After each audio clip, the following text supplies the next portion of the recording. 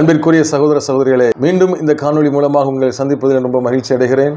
இந்த பாலஸ்தீனம் இஸ்ரேல் யுத்த காலத்திலே அதிகமாய் பேசப்படுகிற ஒரு நபராக ஹிட்லர் காணப்படுகிறார். ஹிட்லரை குறித்து பல்வேறு வகையான செய்திகள் புத்தகங்களின் வாயிலாகவும் காணொளி வாயிலாகவும் அறிகிறோம். அதில் நான் பார்த்தபோது பல செய்திகள் உண்மைக்கு புறம்பாகவே இருப்பதாக நான் உணர்கிறேன். ஹிட்லரை பற்றியதான சில உண்மை தகவல்களை நான் உங்கள் மத்தியிலே சொல்லும்படி விரும்புகிறேன். ஆகவே இந்த காணொளியை நீங்கள் இறுதி வரை கேட்கும்படி அன்பாய் கேட்கிறேன். பொழுதும் நாம் இந்த செய்திக்குள்ளே நாம் போகலாம். பொதுவாக வரலாறுகளை ஆய்வு செய்கிறதான மக்கள் ஹிட்லருடைய குழந்தை பருவம், இளமை காலம் மற்றும் அவருடைய ஆட்சி பொறுப்பு, எப்படி ஜெர்மன் தேசத்திலே ஒரு பெரிய சர்வாதிகாரியாய் மாறினார் போன்ற எல்லா காரியங்களும் குறித்து அவர்கள் விரிவாக பேசுகிறதை நான் பார்க்கிறேன். அதிலே அவர்கள் குறிப்பாக சொல்கிறதான ஒரு செய்தி, ஹிட்லர் ஏன் யூதர்களை வெறுத்தார், ஏன் இத்தனை அளவாய் அவர் கொலை செய்தார் என்பதாக அவர்கள் ஆய்வுகளை செய்திருக்கிறார்கள். அதற்கான பதிலை தேடியிருக்கிறார்கள். அநேக வீடியோக்களிலே இது சொல்லப்பட்டிருக்கிறது. ஆனால் என்னை பொறுத்தவரை ஹிட்லரின் வாழ்க்கை வரலாறை நாம் சரியாக ஆய்வு செய்தால், ஹிட்லர் ஏன் யூதர்களை கொலை செய்தார் என்கிற கேள்விக்கு பதிலாக ஹிட்லர் ஏன் மனிதர்களை அவர் கொலை செய்தார் என்கிற அடிப்படையிலேயே அந்த கேள்விகள் கேட்கப்பட்டிருக்க வேண்டும். ஏனென்று சொன்னால், வெறும் யூதர்களை மட்டும் அவர் கொலை செய்யவில்லை, மாறாக தன்னை எதிர்த்ததான தன்னுடைய தேசத்தவர்களையே, தன்னுடைய இனத்தவர்களையே தாராளமாய் கொலை செய்திருக்கிறார் என்பதைத்தான் நாம் பார்த்தறிய முடியும். அது மட்டுமல்ல, அவரை பெரிய மாவீரனாக, அவரை பெரிய ஒரு ஹீரோயிசமாக இன்றைக்கு பல்வேறு வீடியோக்களில் காட்டப்படுவதை குறித்து மிகவும் வருத்தமான ஒரு செய்தியாக இருக்கிறது. ஏனென்று சொன்னால், ஹிட்லர் யாரையெல்லாம் கொன்று குவித்தார் என்று சொன்னால், போர்க்களத்திலே தன்னோடு கூட எதிர்த்து நின்றவர்களை அவர் கொன்று குவித்தால் அவரை மாவீரன் என்று அழைக்கலாம். இல்லை என்றால் தன்னோடு கூட எதிராளிகளாக இருக்கிறவர்களை அவர் என்ன செய்தால், அவர் யுத்தம் பண்ணி ஜெயித்திருந்தால் அவர் என்ன சொல்லலாம், மிகப்பெரிய ஒரு வீரனாக நாம் கருத முடியும். ஆனால் ஹிட்லர் யாரையெல்லாம் கொலை செய்தார் என்று சொன்னால், பெரும்பான்மையான மக்கள் ஆயுதம் ஏந்தாதவர்கள் தான். அப்பாவி மக்களை அவர் கொன்று குவித்தார் என்பதாகத்தான் வரலாறு எங்கிலும் காணப்படுகிறது. குறிப்பாக சோவியத் ரஷ்யாவைச் சேர்ந்ததான போர் கைதிகளாய் வந்தவர்களை, மில்லியன் கணக்கான அவர்களை அவர் கொன்று குவித்திருக்கிறார் என்று வரலாற்றிலே பதிவு செய்யப்பட்டிருக்கிறது. போலந்து நாட்டு மக்கள் ஆயுதம் ஏந்தாதவர்களை கூட அவர் அநேகரை கொன்று குவித்திருக்கிறார். அது மட்டுமல்ல, தன்னுடைய பதவிக்காக, தன்னுடைய சுயநலத்திற்காக, தன்னுடைய சொந்த தேசத்திலே கம்யூனிஸ்டுகளை அவர் கொன்று குவித்திருக்கிறது எல்லாம் வரலாற்றிலே பதிவு செய்யப்பட்டிருக்கிறது. அது மட்டுமல்ல அருமையானவர்களே, மிகவும் நெஞ்சை உருக்குகிறதான செய்தி, ஏறத்தாழ 45,000க்கும் மேற்பட்டதான உடல் ஊனமுற்றவர்களை தேடி தேடி கொன்றளித்திருக்கிறார். ஏனென்று சொன்னால், அவர்கள் வாழ தகுதியற்றவர்கள் என்பதாக அவர் அந்த அறிக்கையிலே சொல்லியிருக்கிறார். இப்படிப்பட்டதான மனிதரை வெறும் யூதர்களுக்கு எதிராக அவர் கலகம் செய்தது போல, அவர் யூதர்களுக்கு எதிராக மட்டும் மனப்பான்மை உடையவராக என்று காட்டுவதே மிகவும் தவறான ஒரு கருத்தாக இருக்கிறது. நமக்கு எல்லாருக்கும் தெரியும், சுமார் 60 லட்சம் யூதர்களை ஹிட்லர் கொன்றளித்தார் என்கிற செய்தி வரலாற்றிலே பதிவு செய்யப்பட்டிருக்கிறது. இதை கொஞ்சம் விரிவாய் இந்த செய்தியில் பார்க்க இருக்கிறோம். முதல் உலக போரின் போது ஹிட்லர் ஜெர்மனியிலே சாதாரணமான ஒரு படை வீரனாகத்தான் அவர் ஜெர்மனி படையிலே சேர்ந்தார், ஒரு சிப்பாயாக சேர்ந்தார். அங்கே சேர்ந்த போது முதல் உலக போரிலே எதிர்பாராத விதமாக ஜெர்மன் தேசம் மிகப்பெரிய தோல்வியை சந்திக்க ஹிட்லர் அதை ஏற்றுக்கொள்ள முடியாத மிகப்பெரிய ஒரு மனக்குழப்பத்தில் அவர் இருந்தார். நீங்கள் அதை வரலாற்றில் இவைகளெல்லாம் எழுதப்பட்டிருக்கிறது. முதல் உலக போரிலே தோற்றபோது அவர் செய்வதறிய திகைத்திருந்த போது அந்த தேசம், ஜெர்மானிய தேசம் மிகப்பெரிய வறுமைக்குள்ளாக தள்ளப்பட்டது. யுத்தத்தின் விளைவாக அங்கே வறுமை, பசி, பிணி போன்ற ஏராளமான பிரச்சனைகளை அங்கிருந்து ஜெர்மானிகள் சந்தித்தார்கள். ஆனால் இன்னொரு கூட்டத்தார், ஜெர்மனியில் வாழ்கிறதான மக்கள் மிகவும் செழிப்பாக, ஆசீர்வாதமாக அவர்கள் தனித்தன்மையோடு கூட வாழ்ந்து கொண்டிருக்கிறதை கவனித்து பார்க்கிறார். வேறு யாருமல்ல, அது யூதர் கூட்டம்தான். அப்பொழுது அவருக்கு இயற்கையிலேயே அவருக்கு ஒரு பொறாமை ஏற்பட்டது. அவர்கள் மீது வெறுப்பாய் அது மாற தொடங்கியது.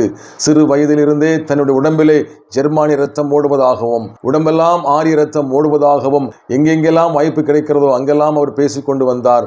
இந்த சூழ்நிலையில் ஹிட்லர் தாங்களே உலகத்தை ஆள பிறந்தவர்கள், பிறப்பால் நாங்கள் உயர்ந்தவர்கள் ஜெர்மானியர்கள், ஆரியர்களே உலகை ஆள பிறந்தவர்கள் என்கிறதான சிந்தனை வெறியோடு கூட அந்த ஹிட்லர் என்ன செய்தாராம், யூதர்கள் மீது வெறுப்பு பிரச்சாரத்தில் ஈடுபட்டார் என்று வரலாற்றில் நீங்கள் படிக்க ஆரம்பிக்க முடியும். அவர் சொன்னதான குற்றச்சாட்டு குற்றச்சாட்டு தேச துரோக செயல்களிலே யூதர்கள் ஈடுபட்டார்கள் என்பதாக. ஆனால் உண்மை என்னவென்றால் முதல் உலகப் போரிலே ஜெர்மனிக்காக அநேக ஆயிரக்கணக்கான யூதர்கள் ஜெர்மனி படையிலே ஈடுபட்டார்கள். அங்கே அவர்கள் அந்த மண்ணிற்காக தங்கள் இரத்தத்தை சிந்தினார்கள் என்கிறதான இந்த பேர் உண்மையை ஹிட்லர் மறைத்து அவர்கள் மீது வெறுப்பை உமழ ஆரம்பித்தார். இதுதான் அவருடைய ஆரம்ப காலம். இதற்கு தீனி போடுவது போல நவம்பர் மாதம் 2ஆம் தேதி 1917ஆம் வருஷத்திலே பால்ஃபோர் டெக்ளரேஷன், யூதர்களுக்கென்று தனி தாயகம் அமைத்து தரப்படும், இஸ்ரேல் தேசத்திலே அவருடைய சொந்த தேசத்திற்கு அவர்கள் கொண்டு போகப்படுவார்கள் என்கிறதான ஒரு பிரகடனத்தை முன்வைத்தார்கள். இப்படி பிரிட்டிஷார் அறிவித்த போது இந்த செய்தியையும் யூதர்கள் அதனால்தான் ஜெர்மனிக்கு உதவி செய்யாதது போலவும் ஹிட்லர் திரித்து பேச ஆரம்பித்து விட்டார். உண்மைக்கு புறம்பான செய்தியை மக்கள் மத்தியிலே சொன்னதுமல்லாமல் தன் மனதிலேயும் அதை ஏற்றுக்கொண்டு அதன் பிறகு யூதர்களுக்கு எதிராக மிகப்பெரிய சதி வேலைகளில் ஈடுபட ஆரம்பித்தார் ஹிட்லர். ஜெர்மனியின் சர்வாதிகாரியாய் மாறினார். அது மட்டுமல்ல, மிக உயர்ந்த பொறுப்புக்கு வந்தபோது பாராளுமன்றங்கள் எல்லாம் கலைக்கப்பட்டது, தேர்தல் ரத்து செய்யப்பட்டது. தன்னை சர்வாதிகாரியாக, ஒரு டிக்டேட்டராக ஹிட்லர் அறிவித்துக் கொண்டார். அதன் பிறகு மற்ற எதிர்க்கட்சிகள் தடை செய்யப்பட்டன. ஏற்கனவே தன்னுடைய நாட்டின் நாடாளுமன்றத்திற்கு தீ வைத்துவிட்டு அதை எதிர்க்கட்சியான கம்யூனிஸ்டுகள் தான் வைத்து விட்டார்கள் என்று பொய்யையும் பரப்பிவிட்டார். அவருக்கு உதவியாக அவருடைய நண்பர் கோயபல்ஸும் அவரோடு கூட இணைந்து கொண்டார். கோயபல்ஸை பற்றி நமக்கு நன்றாய் தெரியும். உலகத்திலே மிகச் சிறந்த முறையிலே பொய் பேசுவதிலே அவர் கிட்டிக்காரராக திகழ்ந்தார். ஆகவே ஹிட்லரும் கோயபல்ஸும் 2 பேரும் சேர்ந்து என்ன தவறுகள் நடந்தாலும் யூதர்கள் தான் அதற்கு காரணம் என்று சொல்லி அவர்கள் மீது குற்றத்தை சாட்டினார்கள்.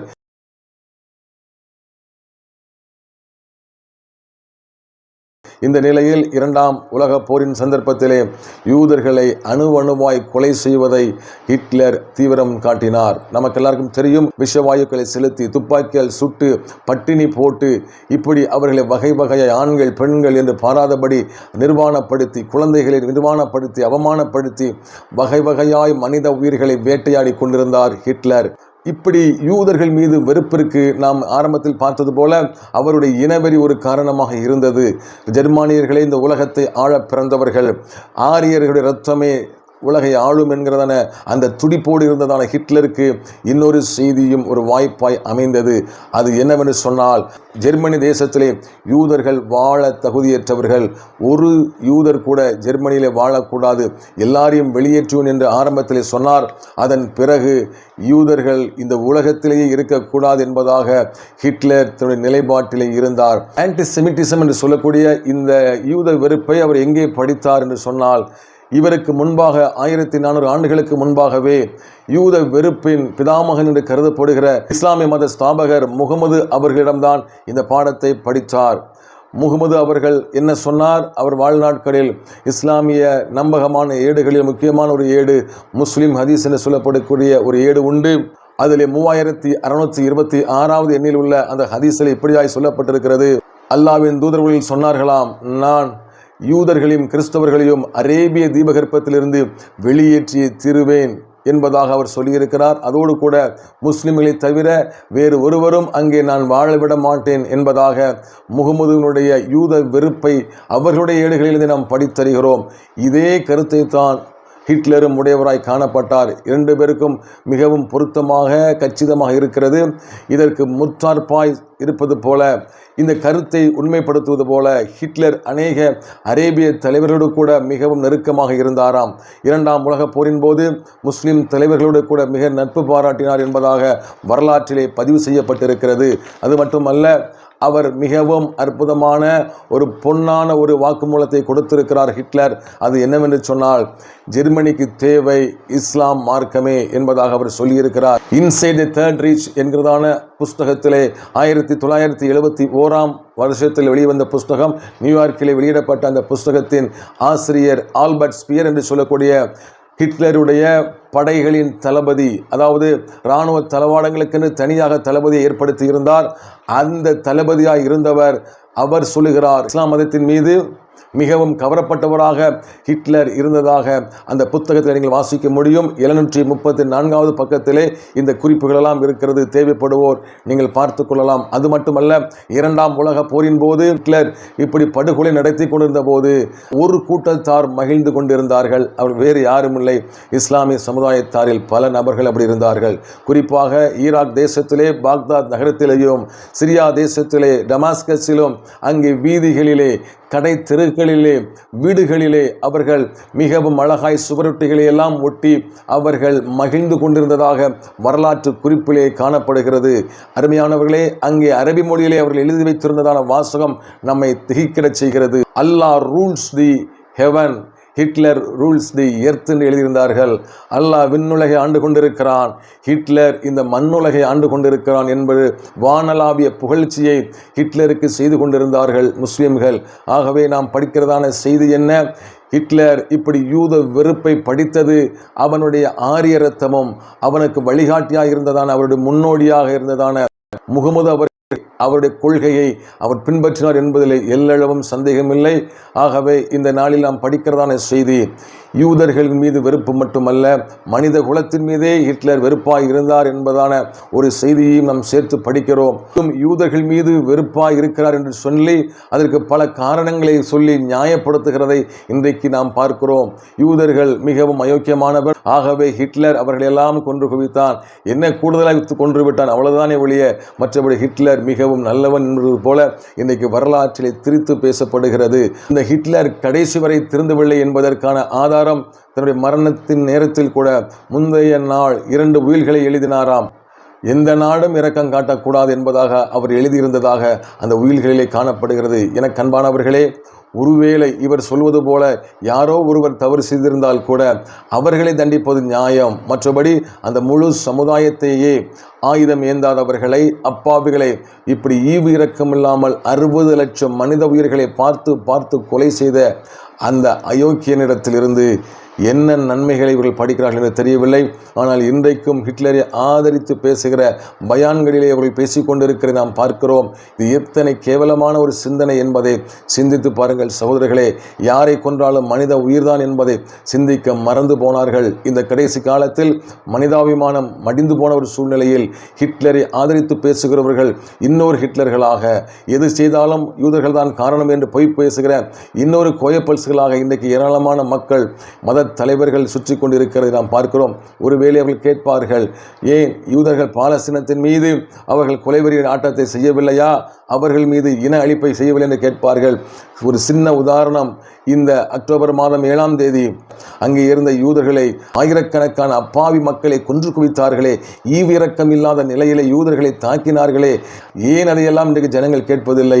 திருப்பி தாக்குகிற பொழுது அது இன அழிப்பு என்று சொல்வது எந்த வகையில் நியாயம்? இஸ்ரேலின் பிரதமர் நெத்தன்யாகு அற்புதமாய் சொன்னார், எங்களுடைய பணைய கைதிகளை விடுவித்து விடுங்கள், உடனடியாக நான் சீஸ்ஃபயரை அறிவிக்கிறேன், யுத்த நிறுத்தத்துக்கு நான் முன்வருகிறேன் என்று சொன்னபோது இதுவரை அவர்கள் வெளியிடாமல் சித்திரவதை செய்து கொண்டிருக்கிறார்களே, இன அழிப்பை செய்கிறார்கள் என்று சொல்கிறார்களே ஒழிய பணைய கைதிகளை விடுவித்து சமாதானத்துக்கு வருவாக நமக்கு தெரியவில்லை. யூதர்களுக்கு எதிராக அன்றைக்கும் ஜெர்மனியின் ஹிட்லர் செயல்பட்டு கொண்டிருந்தது போல இன்றைக்கும் இந்த நம்முடைய நாட்களிலும் நம்முடைய கண்களுக்கு முன்பாக ஏராளமான ஹிட்லர்களும் கோயப்பல்ஸ்களும் சுற்றி கொண்டிருக்கிறார்கள் என்கிறதான வரலாற்றின் உண்மை தகவலோடு கூட இந்த செய்தியை நான் நிறைவு செய்கிறேன். இதை அநேகருக்கு ஷேர் செய்யுங்கள்.